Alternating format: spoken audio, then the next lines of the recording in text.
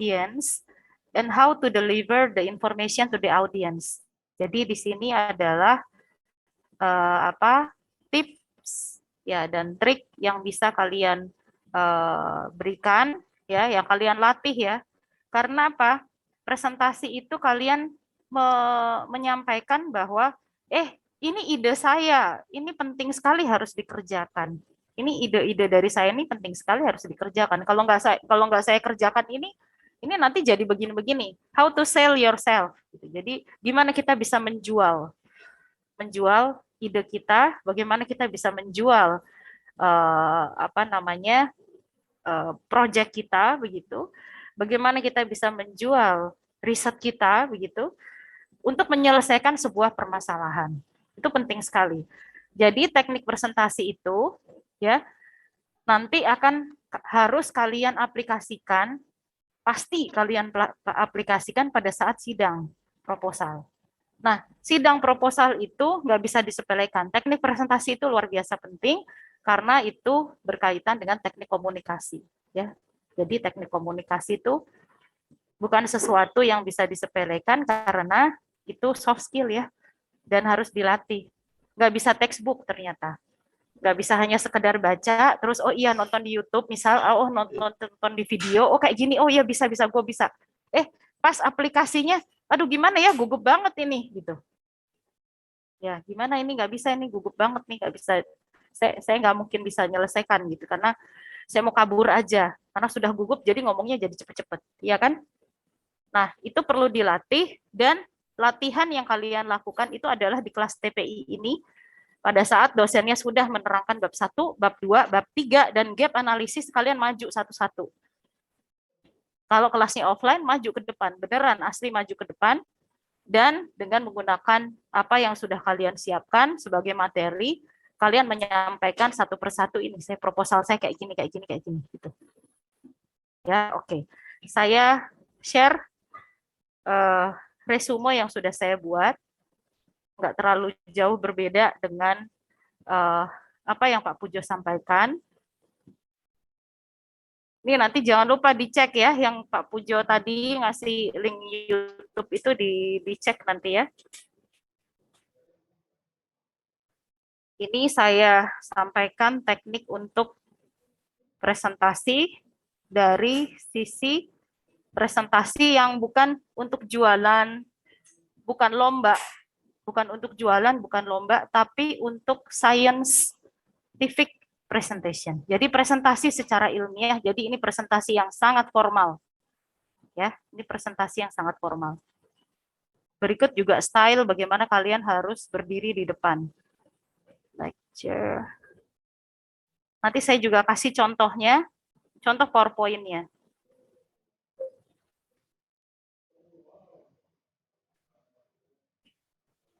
Teknik presentasi. Perhatikan, ini nanti kalau ada yang tidak dimengerti langsung tanya dan harus diaplikasikan, ya.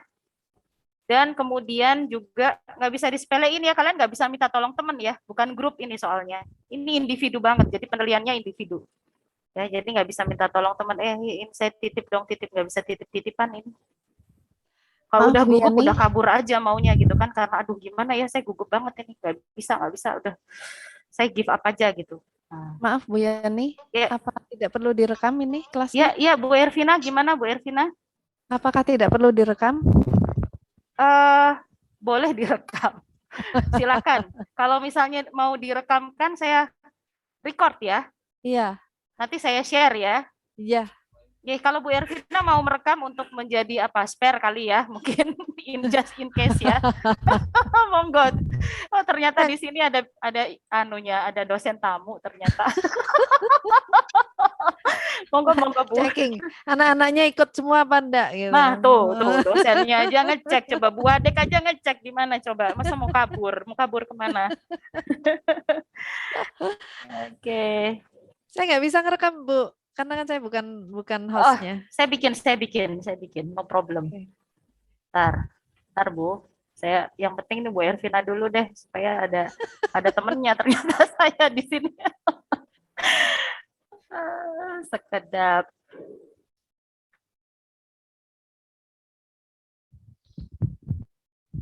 Oh, nggak bisa menjadikan co-host, tapi allow to record gitu aja ya. Iya, boleh. Coba Recording in dicek. progress. Bisa ya, Sudah, Bu? sudah, Ye, terima kasih. monggo, saya juga record. Iya, nanti lanjut Bu, terima Ya, kasih. sami-sami. Saya lanjut. Ye, saya share screen. Ya, nanti kalau di tengah-tengah ada yang tidak dipahami, tolong diangkat tangannya tinggi-tinggi atau langsung stop saya dan bertanya. Ini adalah salah satu contoh. Nanti saya akan share juga file contohnya ya. Tapi ini style yang saya bikin, ini berdasarkan beberapa kali pengalaman mengikuti presentasi ilmiah di luar negeri. Beberapa di antaranya sifatnya kompetisi, beberapa di antaranya adalah seminar, semacam seminar formal yang sangat formal mewakili universitas atau bahkan mewakili negara. Jadi berdasarkan beberapa kali pertemuan begitu dari dulu waktu saya mulai belajar presentasi, jadi kalian lebih hebat daripada saya karena dulu pada saat saya S1 saya nggak diajarkan kayak begini sama dosen saya. Jadi saya merasa bahwa sebaiknya mahasiswa itu mulai dari masih dini, mulai dari masih kecil gitu ya, semester kalau bisa sih semester 1 atau semester 2 sudah diajarkan how to convince others gitu ya. Bagaimana kita bisa meyakinkan orang bahwa ini loh ide saya bagus gitu. Nah, ternyata meyakinkan orang dengan menggunakan kata-kata yang bagus itu tidak cukup gitu. Ternyata juga perlu sikap yang bagus, perlu style yang bagus dan juga ternyata perlu tampilan PPT yang bagus gitu. Nah, ini kemudian saya coba dulu ya mulai dari tahun 2000, saya pengen banget gitu ya, saya pengen banget presentasi itu yang bagus kayak siapa gitu kan. Dari tahun 2005 mungkin ya saya jadi dosen ITS gitu, saya melihat ih orang ini asik, ih orang itu asik, ih orang ini asik. Nah, berawal dari kita menetapkan role model kita. Role model kita siapa? Tentu saja bukan Bapak Ibu, karena DNA yang kita dapatkan dari Bapak Ibu adalah biologis. Tetapi DNA yang kita dapatkan dari guru kita, itu adalah DNA akademik. Jadi akademikal DNA ini menurun pada kita, sehingga kita berusaha mencari role model kan. Ternyata dosen ini asik banget ya kalau dia ngajar, PPT-nya bagus, orangnya asik gitu ya. Ngajarnya enak gitu, terus nggak cepet-cepet tapi juga nggak bikin ngantuk gitu. Jadi how to attract people, ternyata itu menjadi teknik komunikasi yang secara tidak langsung, secara teori mungkin kita ngerti tapi prakteknya nggak bisa. Nah dari sini kemudian saya berusaha mengumpulkan data ya. Bapak ini asik nih ngajarnya berarti begini. Ibu ini asik nih ngajarnya begini. Sampai akhirnya saya menemukan dosen saya S3 itu dosen yang paling asik dari semua yang saya pernah tahu. Jadi dia presentasi tuh selalu memukau orang, selalu memberikan clue-clue yang tepat, selalu confidence gitu, selalu confidence, dan kemudian presentasi dalam bahasa apapun, dalam bahasa Inggris, dalam bahasa Jepang, itu selalu memberikan rasa respect, bahwa kita memberikan perasaan bahwa saya sepakat nih sama orang ini. Nah itu kan penting ya. Saya sepakat sama orang ini, saya setuju dan saya mau mengerjakan bareng sama dia atau saya mau ACC aja deh apa yang mau dia sampaikan, kan penting.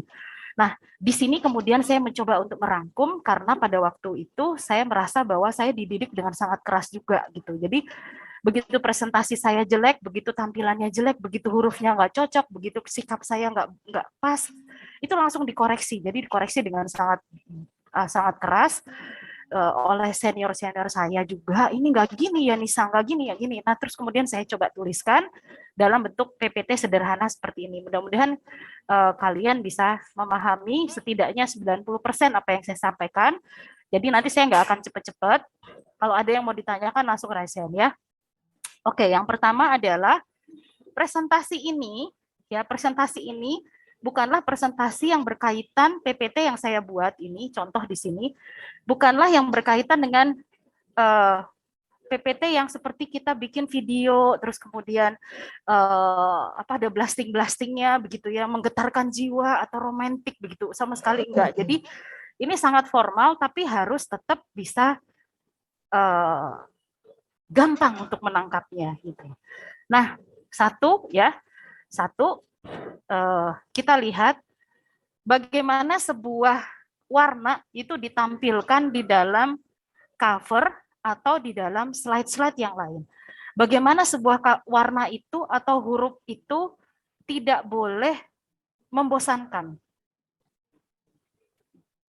Bagus seperti apapun kalian berbicara, orang harus membagi antara melihat wajah kalian atau melihat laser pointer kalian, tetapi yang jelas karena objek di sini yang ingin dilihat oleh peserta atau juri atau dosen penguji, itu jelas objeknya bukan kalian. Jadi objeknya adalah PPT-nya.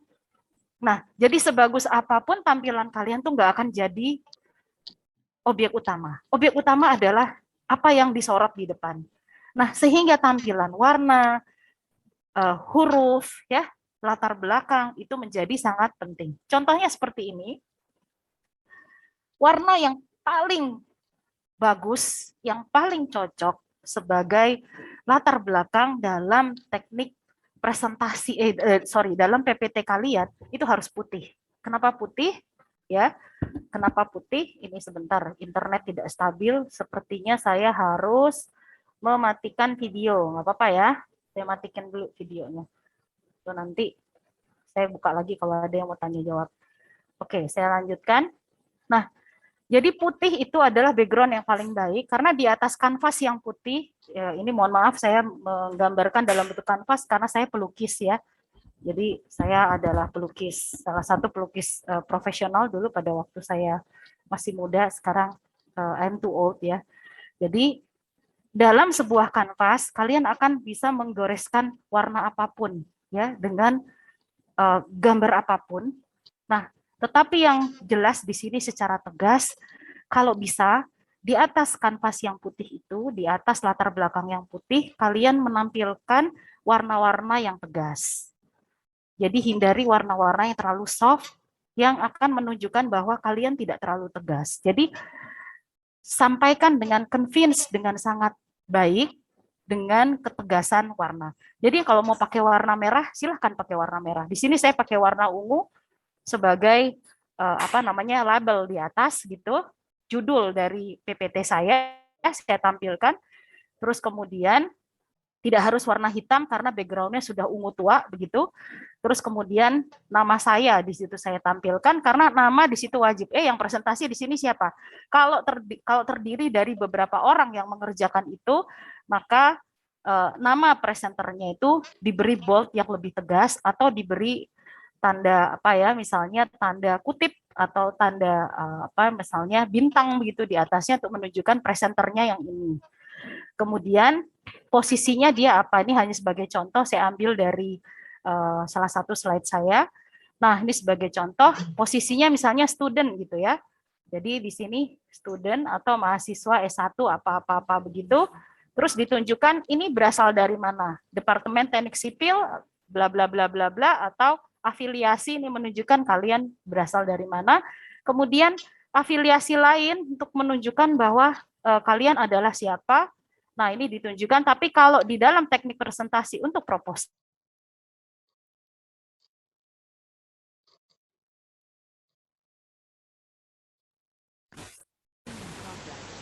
ini tadi putus ya. Oke, saya share screen lagi ya. Nah, inilah makanya pentingnya Bu Ervina di sini. Oke. Oke, ini sudah terlihat ya. Ajik, bisa lihat, Jik? Bisa, Bu. Oke. Ya, saya lanjutkan ke halaman kedua. Nah, tadi ada yang tidak terdapat di halaman kedua, yaitu tulisan halaman.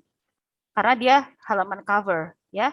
Nah, halaman yang kedua itu saya tampilkan di sini nomor halamannya. Dan ini penting banget. Kenapa? Pada saat kalian mempunyai slides yang banyak, nanti di akhir presentasi orang mau tanya, presentasi, tolong kamu presentasinya bagus, tapi tolong deh tunjukin yang slide nomor 3. Dan itu jelek banget kalau kalian lakukan seperti ini. Nah, gitu. Wah, itu jelek banget gitu ya.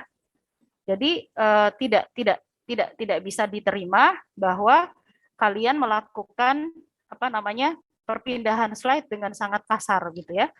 Jadi coba dilihat begini. Ini adalah slide nomor 2 ya, dari berapa slide itu boleh ditampilkan. Jadi slide nomor 2 dari total berapa slide itu boleh ya. Nah, jadi 2/10 misalnya. Jadi orang akan mengira-ngira, oh iya dia ada 10 slide. Tapi kalau misalnya waktu yang diberikan adalah sekitar 15 menit, waktu dan tempat dipersilakan. The screen is yours, misalnya begitu. Nah, di sini misalnya saya yang jadi presenter, terus kemudian saya tulis 2/30 untuk 15 menit. Waduh, gila ini berarti dia nanti presentasinya cepet-cepetan. Atau mungkin ada slide yang bakal ini nih, yang bakal di skip-skip dalam waktu 15 menit aja masih ada 30 atau bahkan 60 slide gini. Waduh, ini gimana ya? Nah, itu juga jadi kode buat buat audiens ya. Oke.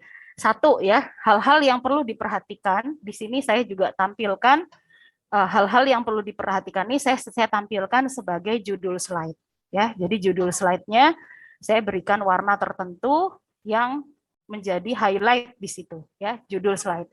Satu, durasi presentasi. Tanyakan selalu kepada panitia atau audiens atau dosen, saya dikasih alokasi waktu berapa lama.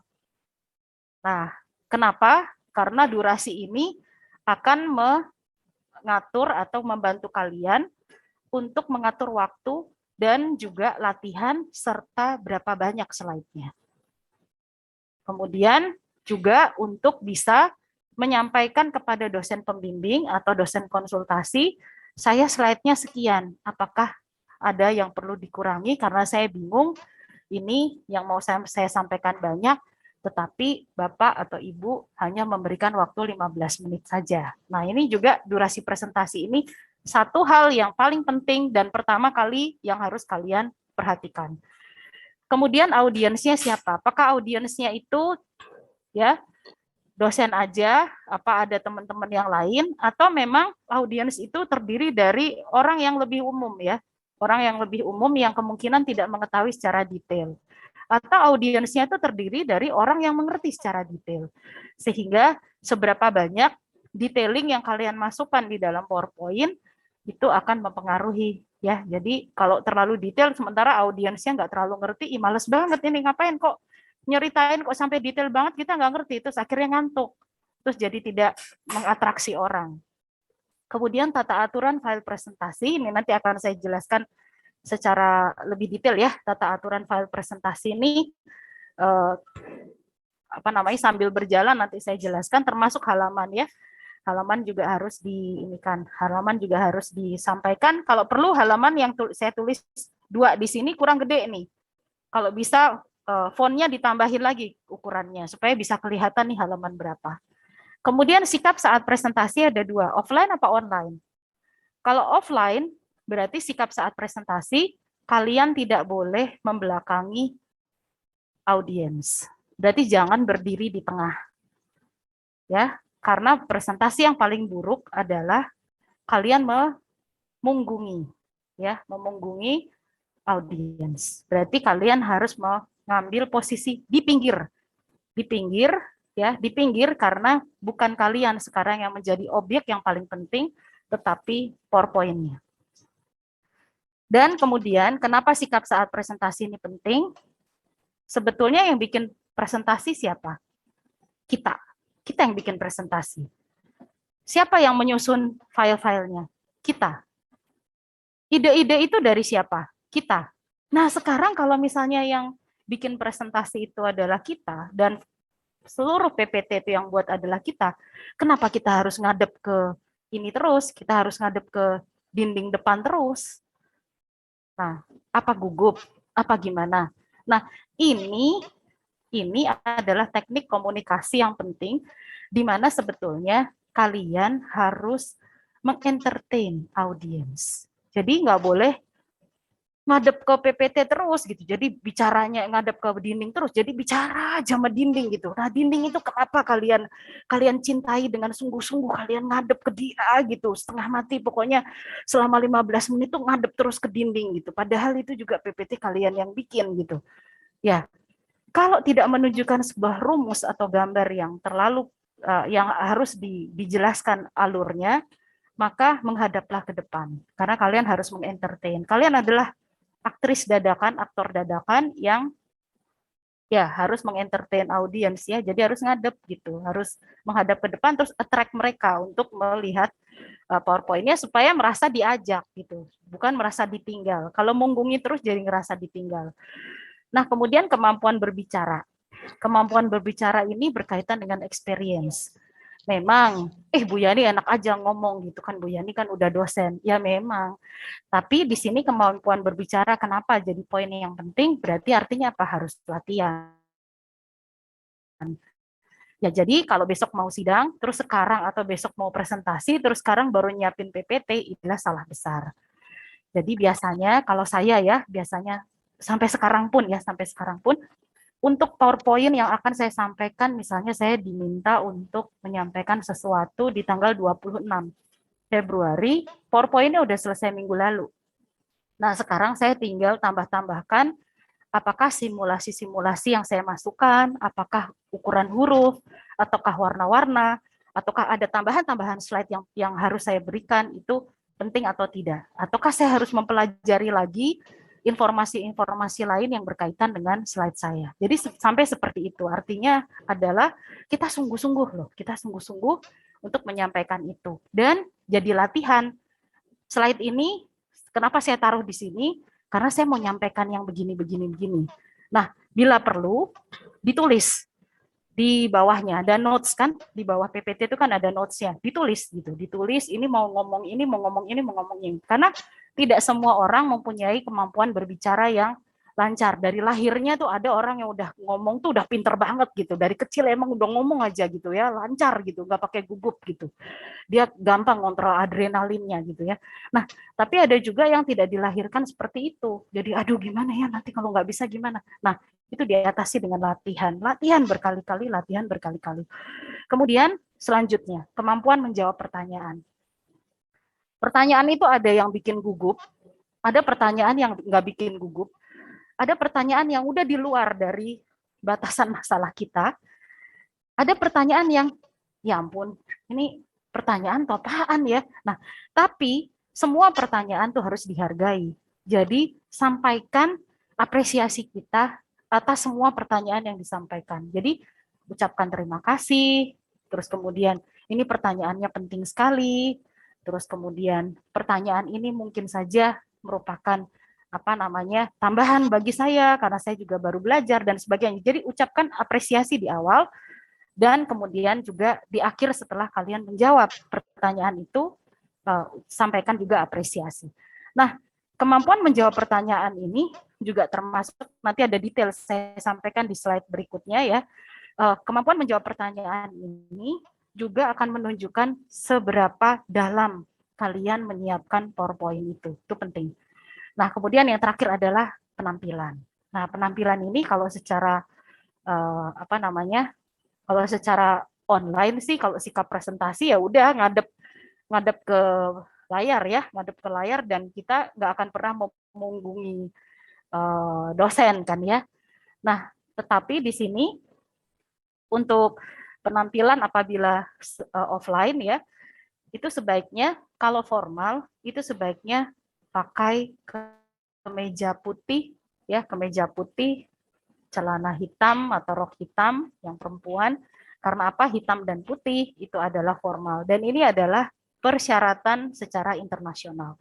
Jadi kebetulan saya diajarkan di The University of Tokyo untuk sikap, kebetulan ya saya dilatih dan bersama-sama dengan yang lain ya, sikap untuk berpenampilan di depan umum secara formal dalam event science, yaitu dalam event-event yang kayak international conference atau bagaimana, itu penampilan itu penting. Jadi jangan pernah menggunakan kemeja atau atasan yang ya yang warnanya merah, biru, kuning. Ngapain? Kalian itu yang mau kalian sampaikan adalah PowerPoint-nya, bukan yang mau kalian sampaikan itu adalah diri kalian sendiri, bukan gitu ya. Jadi artisnya yang mana ini gitu kan?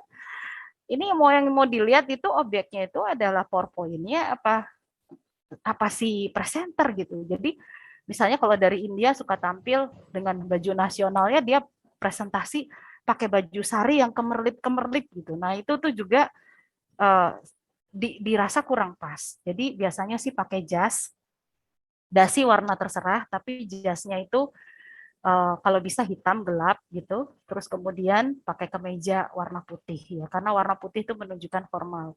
Nah, nanti penampilan ini ada kaitannya juga, saya kasih tips sedikit bagi yang pakai jas, putri atau putra atau blazer, saya kasih tips sedikit, ada apa namanya, cara pemilihan kancing jas ya. Jadi kancing jas itu ada jas kancing 1, jas kancing 2, jas kancing 3. Semakin semakin apa namanya, semakin formal, semakin banyak kancingnya, semakin formal. Tapi maksudnya semakin formal itu artinya semakin rendah posisi kita. Jadi misalnya jas kancing 3 itu biasanya dipakai untuk pelamar pekerjaan. Jadi kalau kalian melamar kerjaan, upayakan gunakan kancing yang lebih banyak. Jadi jas kancing 3 kalau di Jepang atau di biasanya perjanjian di internasional secara non teoritik, jadi kalau nggak bisa dicari di textbook, itu biasanya tuh dipakai oleh orang-orang yang mencari kerja karena secara sopan dia akan diinterview. Kemudian jas kancing 2 kalau dia mau ujian. Jadi S1, S2, S3 yang ujian tuh biasanya pakai jas kancing 2 gitu. Terus kemudian kalau jas kancing 1 biasanya dipakai oleh keynote speaker, orang yang membuka acara atau orang yang menguji.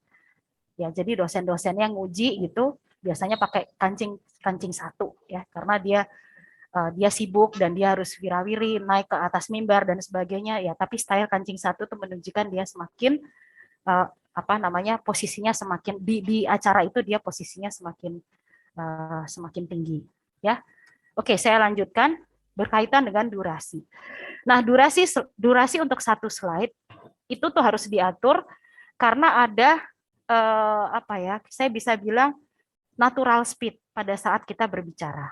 Jadi satu slide itu biasanya disampaikan dalam 1 menit. Lebih dari 1 menit akan menimbulkan kebosanan atau berarti slide-nya rumit gitu. Tapi kurang dari 1 menit itu menunjukkan bahwa slide itu nggak terlalu penting banget sehingga mungkin bisa di skip, misalnya seperti slide pembuka atau slide thank you, slide terima kasih di terakhir itu nggak perlu sampai 1 menit.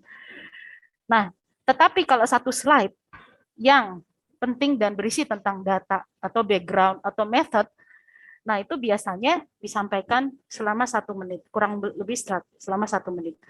Baik dalam bahasa Indonesia maupun dalam bahasa Inggris, karena itu perlu dilatih. Demikian sehingga kalau kita dikasih alokasi waktu 10 menit, maka slide kita sekitar 12. Ya, 12 itu termasuk slide judul sama slide penutup. Ya, slide thank you ya, slide terima kasih. Nah, kalau kita dikasih waktu 15 menit, berarti ya kira-kira 17 slide gitu ya. Dan tetap harus dilatih. Apalagi kalau pakai bahasa Inggris. How to present in English itu luar biasa perlu effort ya, karena kadang-kadang pronunciation kita mungkin nggak pas. Padahal di situ banyak sekali mungkin audiens yang bukan native. Jadi karena mereka bukan native, jadi kita ngomongnya juga harus pas, harus latihan berarti. Nah, latihan ini bisa dilakukan berulang-ulang, bahkan bisa kita rekam dan kita dengarkan, oh ternyata ini masih kurang pas ini. Nah, bisa juga minta tolong gitu, minta tolong kepada mentor, minta tolong kepada dosennya gitu. Apakah saya presentasinya udah cukup bagus, atau kalau enggak minta tolong sama temennya. Ya tolong dong, ini liatin dong apa namanya presentasi saya itu udah bagus apa enggak, ini durasinya sekian, saya udah latihan-latihan tapi dikasih 10 menit, ini kemarin kelebihan gitu. Nah, ini termasuk hal yang sangat penting biasanya untuk mahasiswa bimbingan saya minta mereka latihan sampai dengan saya itu biasanya lebih dari 3 kali menjelang sidang.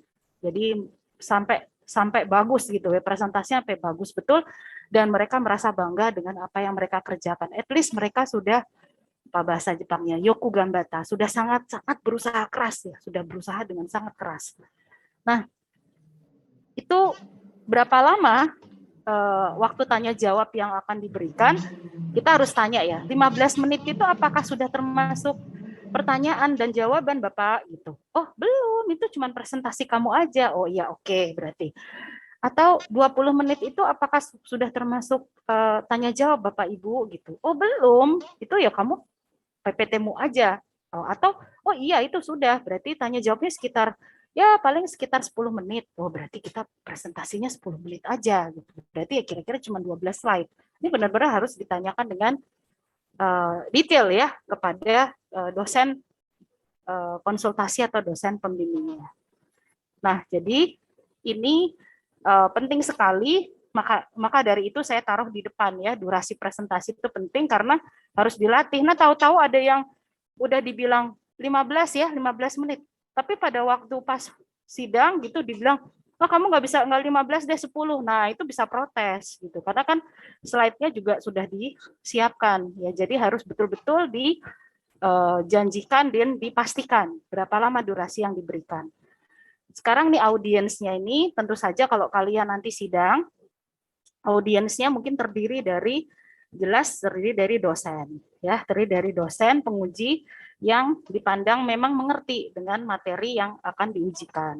Jadi itu sangat penting. Tetapi ini khusus saya selipkan untuk internasional kelas ya.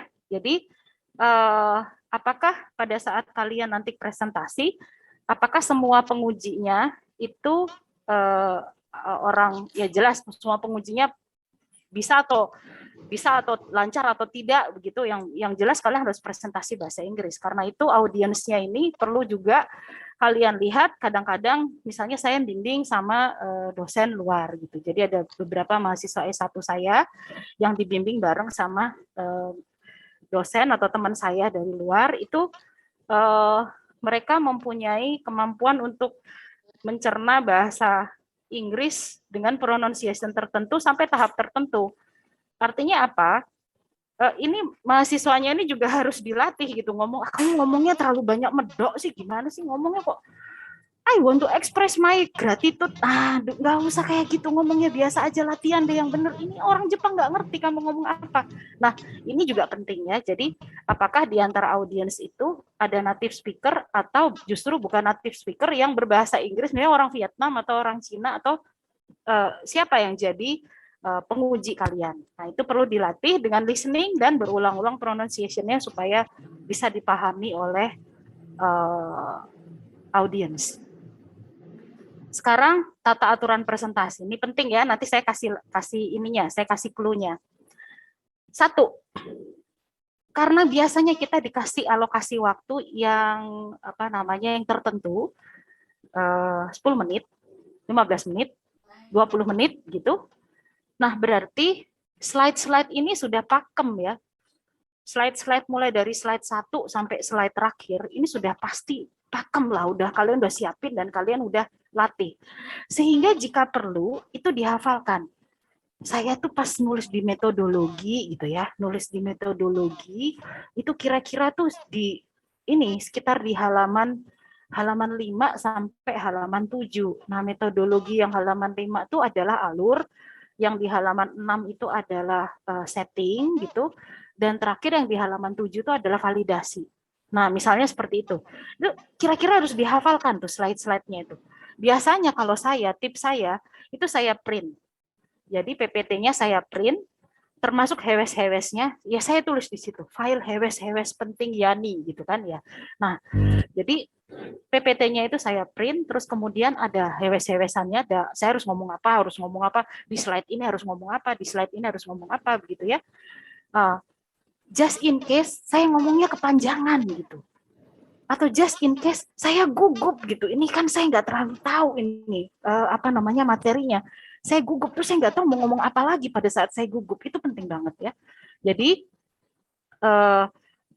slide 1 isinya apa, slide 2 isinya apa, sampai slide terakhir, itu kalau bisa dihafalkan. Itu juga mengurangi kegugupan luar biasa. Ngurangin kegugupan luar biasa ya, sangat membantu. Short key di sini adalah slide-slide penting, slide-slide seluruh slide itu pasti penting. Slide-slide tertentu atau slide mana yang nanti akan ditanya oleh audiens atau ditanya oleh penguji. Misalnya penguji bilang, Ji Aji, tolong ditunjukkan slide 6. Slide 6 nih ya, slide 6. Nah, saya tidak akan melakukan seperti ini.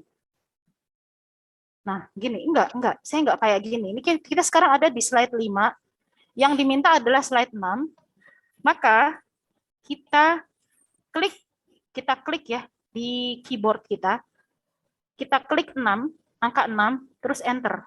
Saya akan langsung menuju ke slide 6. Tolong deh, kembali ke slide 2, gitu kan? Saya tidak akan mundurkan ini. Saya tidak akan mundurkan slide ini, tetapi saya klik 2, angka 2, terus saya enter. Kita akan kembali ke slide 2. Begitu. Bahkan, kalau mau menuju ke slide 23, kalau misalnya slide-nya banyak, menuju ke slide 23, tekan 2, 3, dan enter. Ya, tekan 2 dan 3, 2, 3, kemudian enter. Oke, saya kembali lagi ke slide 5, kita masih di slide 5, saya tekan 5 dan enter. Ini yang terjadi. Nah, itu kenapa? Karena audiens itu adalah tamu kita. Kita harus entertain mereka. Jangan bikin mereka pusing atau lama dengan menuju slide mana, terus kemudian tak kemana, nggak usah, langsung aja gitu ya.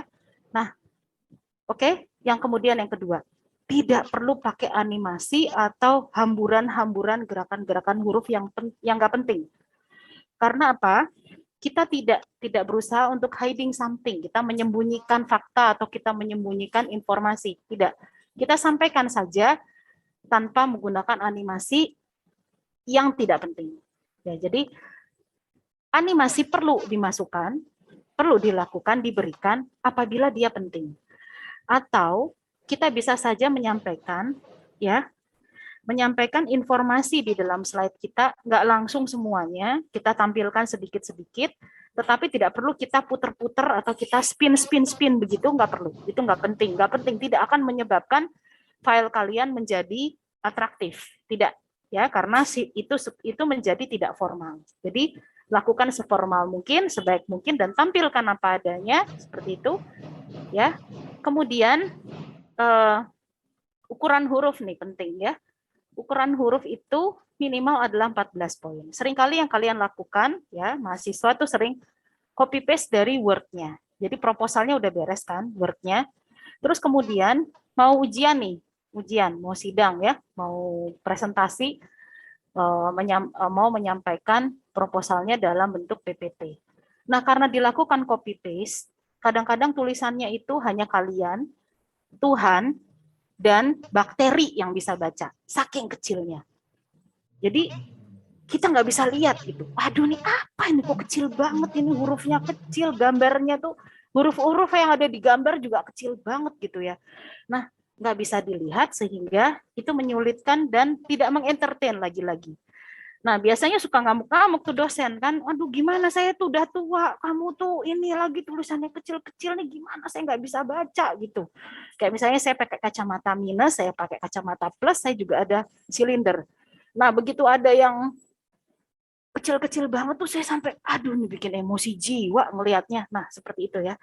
Nah, jadi gunakan huruf terkecil 14 poin, untuk semua teks, cek yang ada di dalam gambar, cek yang ada di dalam tabel, atau juga cek satu-satu. Biasanya Excel, kalau kita copy paste di dalam PPT, itu Excel itu juga dia menyesuaikan jadi bisa kecil.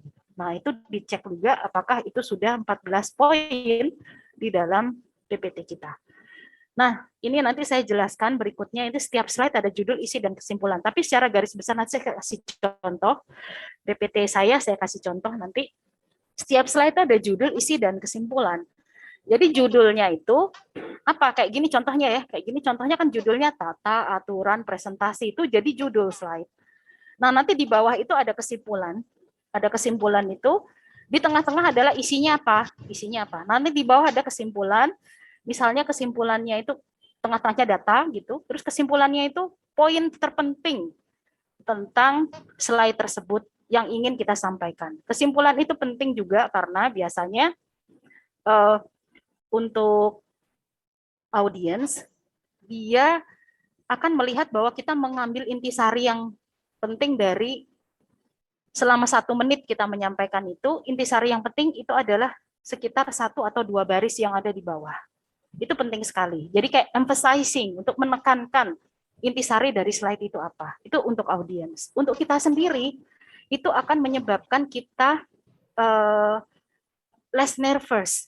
Jadi kita menjadi lebih ada yang ngingetin gitu loh. Slide ini tuh isinya tuh ini gitu. Pesan yang harus saya bawakan itu sebetulnya ini gitu. Siapa tahu kalau pas udah nervous tuh lupa mau ngomong apa gitu. Mau ngomong apa ya gitu ya. Nah, di bawah. Atau untuk kita yang misalnya khawatir ngomongnya kepanjangan gitu. Ngomongnya bertele-tele. Padahal sebetulnya slide yang ini tentang ini maksudnya ngomongnya gitu. Nah, itu penting untuk kita buat ya. Nanti saya kasih contohnya. Terus kemudian ini yang sering kali ya. Mengecek sebelum presentasi dimulai, dicek lagi internet connection-nya bagaimana, atau kalau kita offline ya, pointernya ada apa enggak. Jangan-jangan enggak bawa pointer gitu kan. Pakai tunjuk-tunjuk aja, yang kamu tunjuk yang mana, atau mau pakai pointer dari sini.